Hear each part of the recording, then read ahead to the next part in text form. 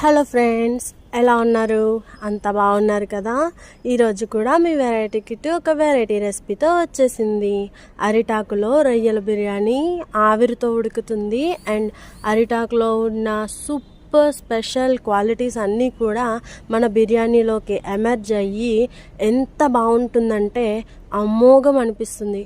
కొంచెం స్మెల్ చూసినా కూడా కడుపు నిండేలా ఉంటుంది. సో మరి ఈ బిర్యానీని ఎలా చేయాలి అనేది స్టెప్ బై స్టెప్ మాకు వెరైటీ కిట్టు ఛానల్లో అప్లోడ్ చేసి ఉన్నాను.